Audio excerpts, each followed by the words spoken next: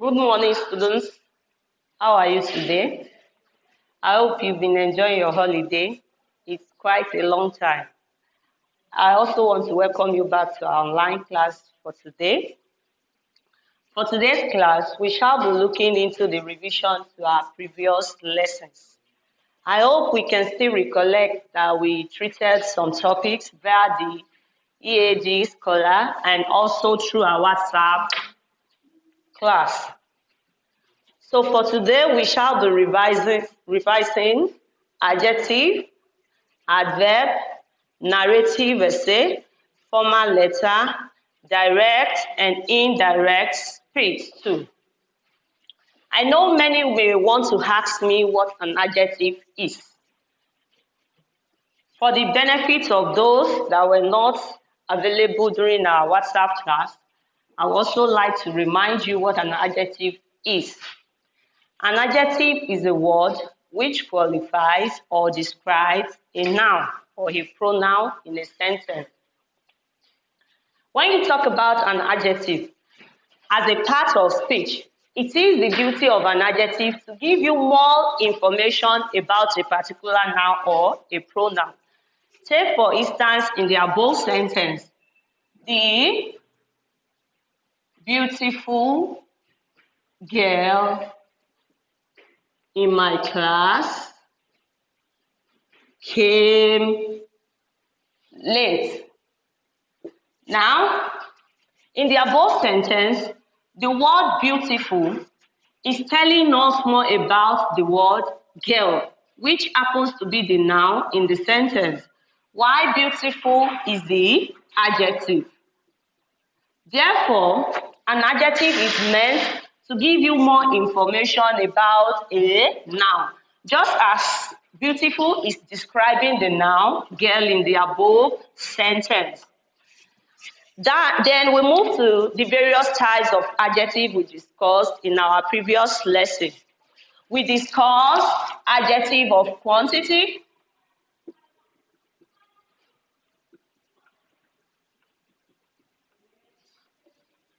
we discussed adjective of quality. We also discussed demonstrative adjective.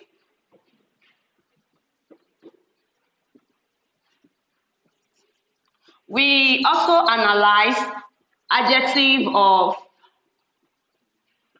color.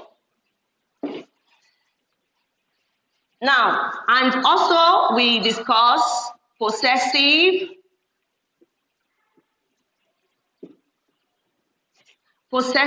adjective.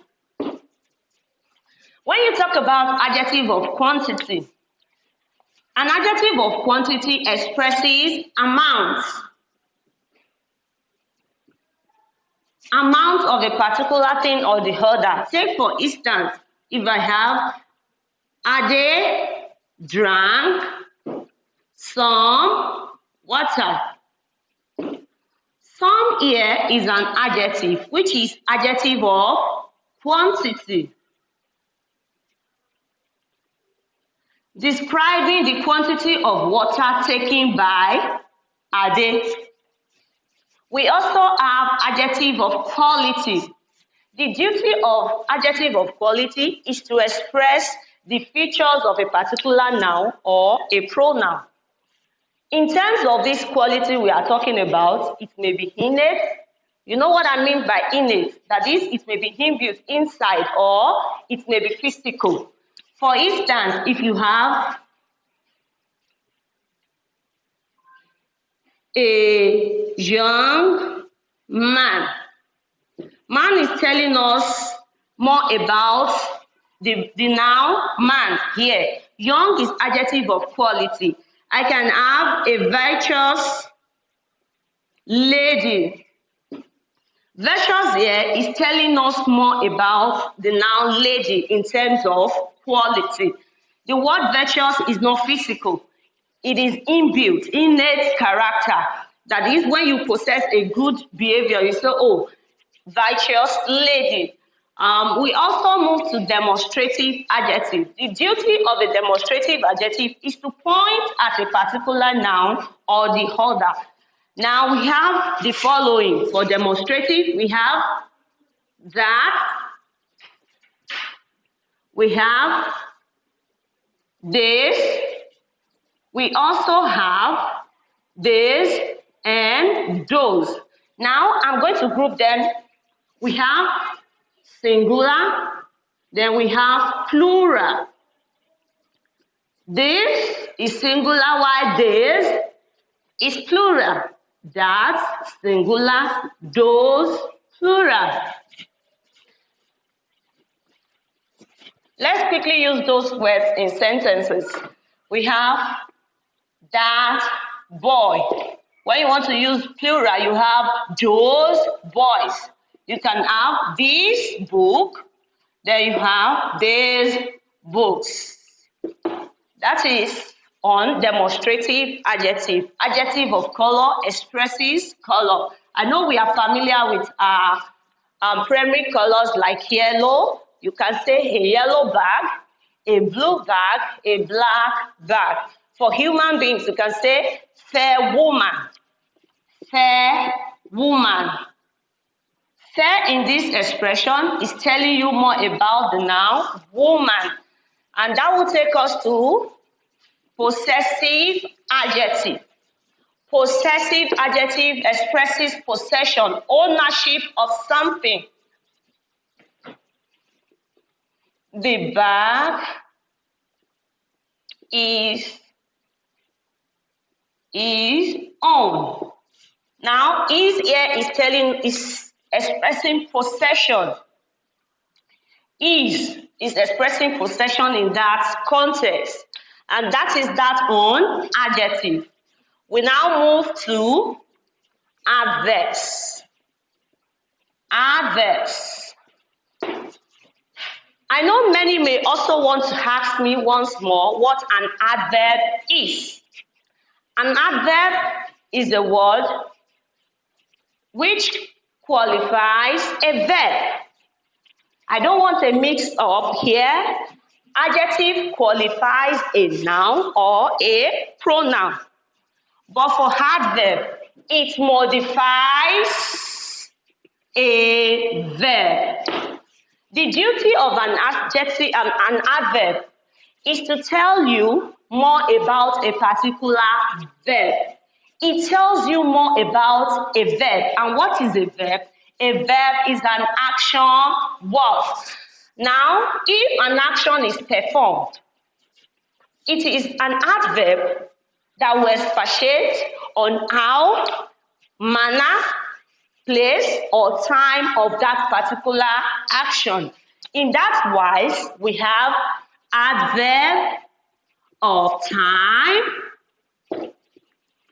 we have adverb of place, we also have adverb of manner, we have that of frequency. Frequency. Now, when you talk about an adverb of time, it tells us the time, the particular time an action is done. For instance, Bayo came to my house yesterday. Yesterday. Look at this expression. Bayo came to my house yesterday. Now, the verb in this expression is came. That is the action there. And to my house. Yesterday here is the adverb, telling you when Bayo came to my house. The duty of an adjective, an adverb rather, is to tell you the time, the place, the way. When you talk about manner, it means way. The way and how often, that is frequency, an action is done. Yesterday expresses time. Place simply means where. Where is your action done? Are they stole the car. Ade stole the car in front of my house. Ade stole the car. The word stole here is the verb. That's the action in this sentence. In front of my house is expressing place. When you talk about adverb of place, you can be specific. I traveled to Lagos. I came from America. You can be specific. Now, you also have adverb of manner. I earlier said adverb of manner expresses the way an action is done. For instance, if someone performs an action and you want to know how he or she performed the action, then you are expected to use an adverb of manner.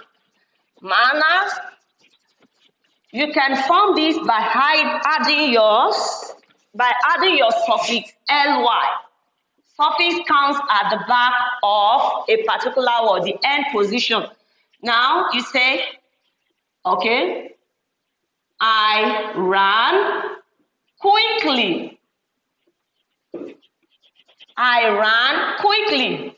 Look at quickly in this expression. It's telling us more about the verb run.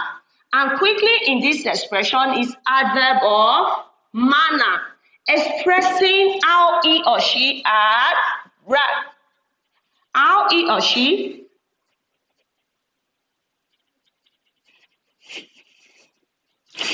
had run. I ran quickly. Now, quickly is formed by, look at the word quick, is an adjective. Adjective, when I add suffix ly, it changes to adverb. It becomes quickly. Then we have adverb of frequency, which expresses how often an action is done. I sing always. I sing always. Sing is the verb, always is the adverb, telling you how often I sing. I go to church on Sundays. That is adverb of frequency, telling you how often a particular action is done. And that is that on adverbs. Now we move to narrative essay. Narrative essay. And I'm sure you would like to know what a narrative essay is. A narrative essay is simply a type of essay that involves storytelling. In this type of essay, you narrate your experience on one event or the other. And one important thing you should take note when it comes to narrative essay is the fact that it is often narrated in past tense because it is expression of something that has taken place in the past. Apart from this, we highlighted some of the features of narrative essay in our previous lesson. We highlighted the need for title. How do you come about your title? Your title comes from your question.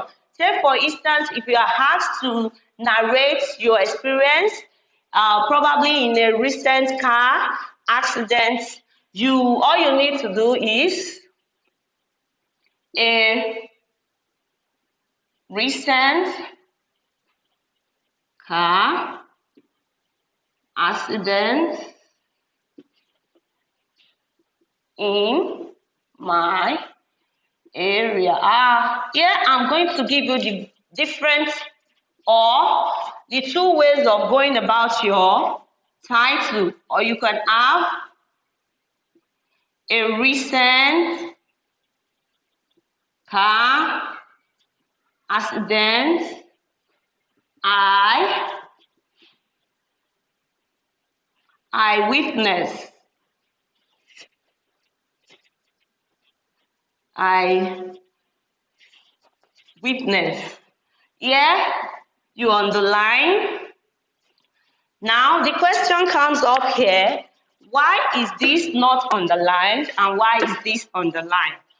Whenever your titles are written in capital letters, in block letters, you don't underline. But when you write them in small letters, you make sure you underline so that you can hand the appropriate mark for the title. After the title, the next step is you move properly into your writing. Here you have different groups of paragraphs in the essay. You have the introduction, that is the first paragraph. It happens to be the first paragraph. You have the main body. You can have 2 or more paragraphs, depending on the length of what you're writing. You can have 2 or more paragraphs. Also, you have the last paragraph, which is called conclusion. Here you have to round off what you have been saying from the first paragraph to the last. And that is that on narrative essay. Now we are going to move to the next topic, which is informal letter. I hope you have not forgotten that this class is basically revision on our previous lesson. We have formal letters too. Now, briefly on the definition of formal letter, another name for formal letter is known as official letter. Official letters. It is a type of letter you write to people who occupy official positions. People like the governor of your state, the president of your country, chairman of your local government areas, members of the House of Assembly, your principal. You write to divisional police head in your areas. You write to the Commissioner of Education in your state, etc. When you talk about formal letters, the tone of it must be strictly official. I could remember during our previous class that a lot of questions came up in the course of discussing this. Many asked that if their daddy happens to be the governor and they want to write to the governor, that what type of letter are they to write? Now we need to understand this properly. When you are writing to a governor, regardless of the relationship that exists between you and the person, remember, he either is your father or your uncle. You are to write an official letter to him. You have to overlook your relationship with the person and write a formal letter. But if your daddy happens to be the governor of your state and you are to write to your father, you are writing an informal letter.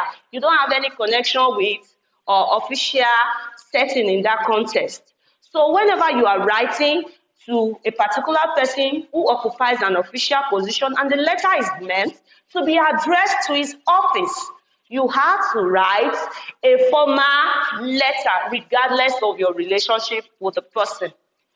Now we move to the various features of the formal letter. We have addresses. The first thing you are to write is your own address, which will be situated on the right top hand side. Beneath that is the receiver's address, that is the person you are writing to, which comes immediately after your own address, and it is always on the left hand side. Thereafter, you have your salutation, which is your dear sir or your dear ma, depending on the gender of the person you are writing to. It is important. Now, you move to the title. You always have title. You are still going to follow this format. If it is written in block letters, it won't be underlined. While written in small letters, you make sure you underline it. Then thereafter, you have your introduction as well, the main body, and your conclusion. Another important thing that differentiates formal letter from informal letter is the subscription. When it comes to subscription, you have to write this. For formal letter, you write yours faithfully. Yours faithfully, comma, you append your signature, your full name, just like mine is, Ajao Oluwatosin. Thereafter, full stop. The use of yours sincerely is only allowed in informal letter. In informal letter, you make use of your yours sincerely. And no form of signature, only your first name. And that is that on formal letter. Then we talk about direct and indirect speech. When you talk about direct speech, it is the original statement said by the first speaker. And when you talk about indirect speech, which could also be known as a reported speech, you report what someone has earlier said. For instance, if as the first speaker now, my statement is, come here. If you want to report this, you will say, Mrs. Ajao said that, I should say that, come here. Come here. Now, which means you have reported with this, said that, you have reported what I have said earlier. So a direct speech is the initial statement by the first speaker. When it now changes to reported, it has to be a kind of saying what someone else has earlier said. That is that on our revision for today. Once again, I hope you are making maximum use of your holiday. Enjoy your holiday and stay safe while we see next class. Thank you.